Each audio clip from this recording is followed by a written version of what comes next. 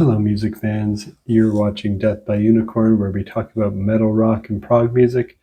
And this is New Music's Alive in 2025. I'm going to talk about 4 albums that came out over the past week or so. They all came out on February 21st, 2025.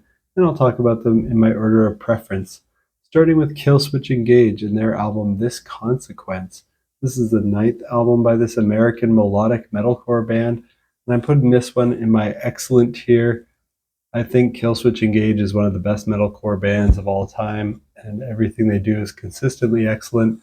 So I was looking forward to this. My main critique of Killswitch Engage would be that a lot of what they do sounds very samey. So I was hoping they'd take some risks on this album and branch out a bit. They are always an excellent band for me, but I don't feel like they've ever made a near masterpiece or a masterpiece album yet. Now, while they mostly play it safe on this album, there are a couple songs on here where they embrace their more hardcore and brutal side. They go heavier than they typically go, maybe almost ever. I enjoyed that. For the most part, besides those couple songs, this album sounds like what you could expect from Killswitch Engage. I like how they open the album with the track Abandon Us, which has a sweet opening riff, some odd time signatures. And by the time the chorus hits on that song, you're in familiar Killswitch territory with that catchy chorus hook. I like how there's a guitar solo in that track after the first chorus.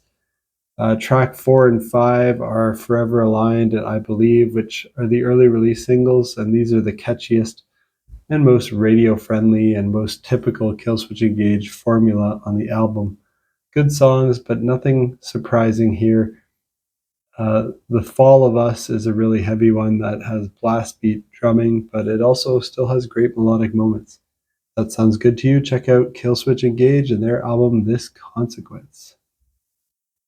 Next up, I want to talk about Motorpsycho and their self-titled album. This is the 29th album by this Norwegian band, and it's psychedelic rock. It's got some progressive rock, indie rock, alternative rock, and hard rock influences. Very jammy. I'm also putting this one in my excellent tier. I thought their last 2 albums, Nay and Yay, were very good, but I prefer the excellence of Ancient Astronaut, their album from 2022. This album, Motorpsycho, is longer and much more adventurous than Nay and Yay.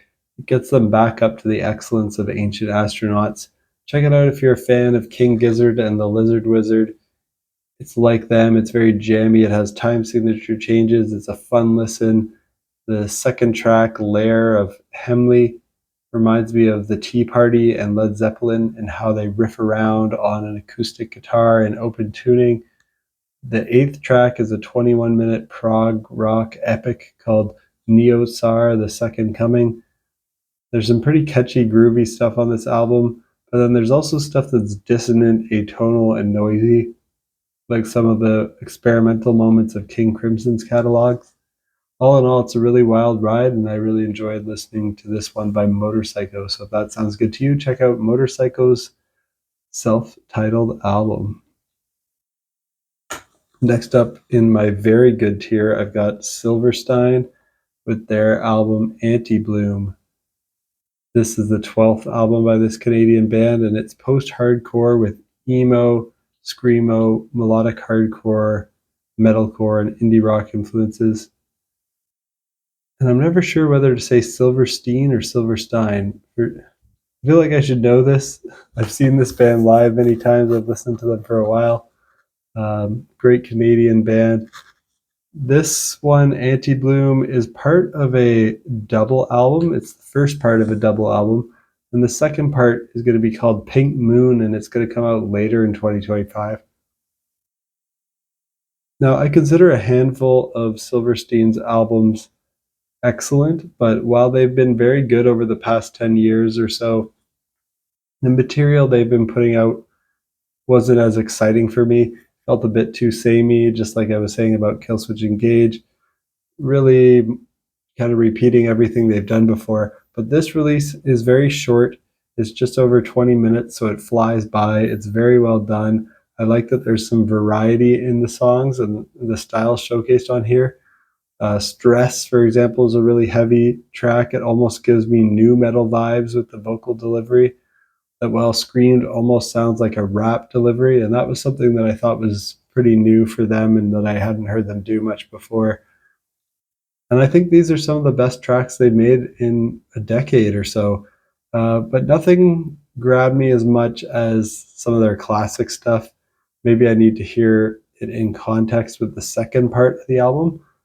I really hope Silverstein can get back to their glory days or potentially make the best thing they've ever made.